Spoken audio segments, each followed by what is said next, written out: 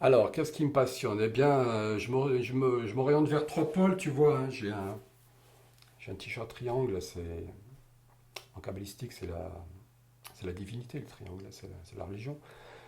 Bon, voilà, trois pôles, donc j'ai fait d'autres choses. À un moment donné, je faisais de la photo, mais je t'avouerai que j'en fais plus. Donc, on va pas dire aujourd'hui que je suis photographe. C'est fini. En tout cas, j'essaie toujours, et c'est une vraie bagarre, de faire de la poésie, de faire de la peinture et de faire de la musique. Bon, c'est très dur de faire la musique parce que je suis pas musicien. Donc voilà, ça donne ce que ça donne. De faire de la peinture parce que je ne suis pas peintre non plus. J'ai traîné mes guêtres aux Beaux-Arts, mais je t'avouerai que j'étais même pas inscrit, tu vois. Donc je parle des Beaux-Arts pour dire, pour que tu aies une idée du truc. En même temps, tu vois, j'ai une licence d'art plastique. Mais ça, je trouve ça orgueilleux. Je ne dis pas que j'ai une licence d'art plastique. Ça, je trouve que c'est aussi parce qu'en fac de lettres, les types, ça s'appelait ISAV. Donc les gars qui faisaient ISAV, Images, Spectacle, Audiovisuel, dans les années 90, c'était très très mal vu parce que c'était des je sais tout. Ah oui, attends, je vais t'expliquer. Et tout le monde se prenait pour des artistes, certainement pas moi, qui venais de S, et je savais très bien que, au moins, tu pouvais dire, non, moi j'étais un branleur, mais pas, certainement pas un artiste. Mais c'est vrai qu'autour de moi, il y avait des peintres, il y avait tout ça, tout ça, tout ça. Et c'est vrai que ces gens-là faisaient la leçon à tout bout de champ, et notamment dans cette UV qui s'appelait esthétique, et qu'on partageait avec les philosophes. Là, donc il y avait nous d'art plastique et les autres qui étaient dans leur cursus de philo, c'était le DUG à ce moment-là, hein.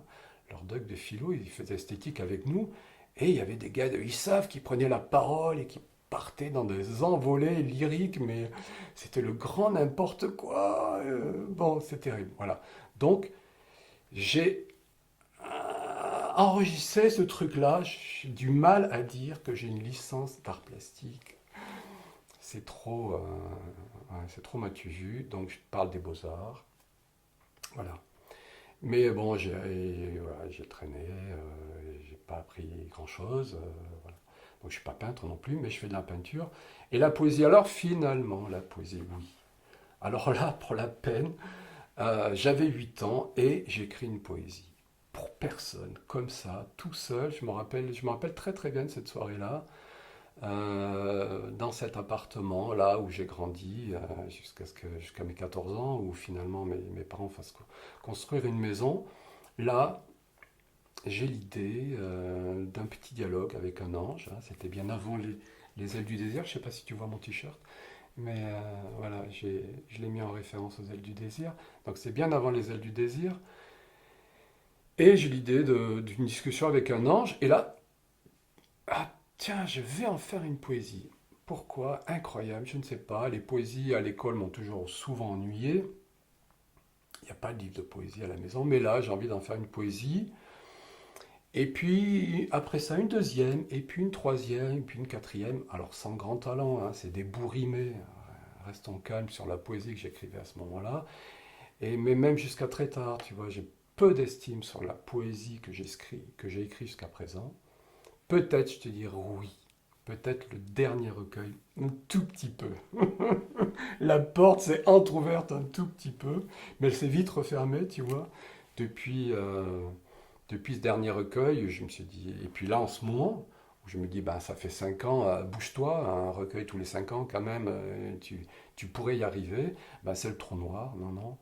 Je m'astreins tous les jours à mon écriture automatique, je me mets devant mon ordi, j'éteins l'écran, je tape au kilomètre, mais quand je relis, ça aborde deux sujets, la mort ou la petite enfance, et c'est deux sujets sur lesquels j'ai dit ça suffit.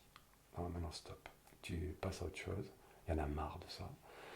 Et je n'arrive pas du tout à passer à autre chose, et donc tu vois, pour, euh, pour que quelque chose se fasse, je fais des traductions. Voilà. En ce moment, je traduis Sylvia Plath, pour bien dire le truc. Mourir est un art. J'y reviens. J'y reviens. Bon. Mais voilà, je fais des traductions. Parmi tes créations, Quelle est ta plus grande fierté? Alors, ben, tu vois, ce dernier recueil de poésie, parce que là, il y a un embryon de poésie. Parce que j'ai une idée de la poésie, même si moi-même je n'y arrive pas à y avoir accès. Je lis beaucoup de poésie et je suis à genoux sur ce que je peux lire quelquefois. Et là, dans ce dernier recueil, eh bien, ouais, il y a des petits trucs, on y est. On y est. Il y en a un petit peu. Il y a une petite lumière là. Alors, bon, alors, qu'est-ce que c'est du 8 watts, 12 watts? Bon, enfin, il y a une petite lueur. Ouais, elle est là. Voilà. Donc, si je devais te vendre quelque chose, ce serait ce dernier recueil de poésie. Et notamment la dernière édition que j'ai fait avec une amie qui fait des encres. C'est un vieux projet entre nous. Faire un recueil avec une encre confrontée à une poésie. Voilà, ça, on a fait ça, enfin j'ai fait ça avec mon petit ordi, quoi.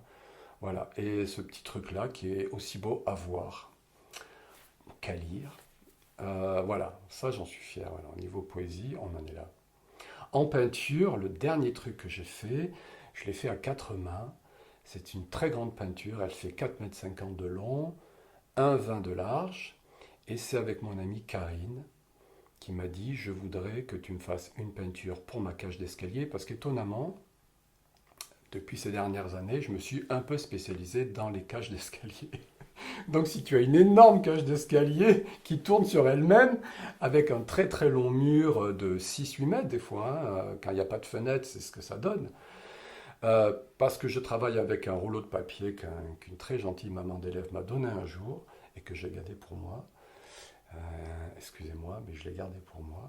Voilà, ça fait 1,20 m de large et c'est à l'infini au niveau de la longueur.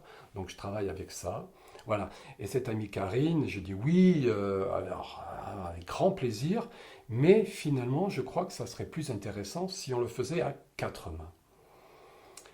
Bon, alors peut-être, tu vois, une envie de pédagogie, de transmission, de la peinture, bon, et puis pourquoi pas aussi de faire les choses différemment. Voilà. Et donc, on est allé dans mon atelier, qui était à ce moment-là ma classe. Et dans cette classe-là, à l'école Clémenceau, j'y allais très très souvent, le week-end, les vacances, et pour faire quantité de choses différentes, sans permission. Et il faut pas, mais bon, je le faisais. Et voilà. Et donc on est allé dans cette classe, on a réuni les tables pour travailler sur quelque chose qui fait donc 4,50 m de long. Et sur une peinture, voilà, qu'on a fait ensemble, pas improvisé, parce que jusqu'à présent, j'ai eu l'habitude de faire mes peintures d'abord sous Photoshop, et puis après, alors c'est toujours très différent, mais en tout cas, de travailler ça sous Photoshop, voilà. Et là, tu vois, par exemple, là, c'est décidé, j'arrête.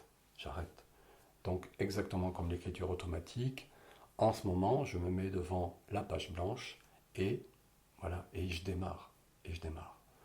Et je fais des grosses merdes. Mais peut-être que de crotte en crotte, on arrivera à quelque chose qui me plaira un peu, et puis de plus en plus. Mais en tout cas, j'ai décidé d'arrêter de conscientiser à mort ma peinture, parce que finalement, elle est emprisonnée ce à quoi j'ai envie de ressembler. Enfin, je sais pas, tout un tas de choses. Enfin, ça ferme toutes les portes finalement.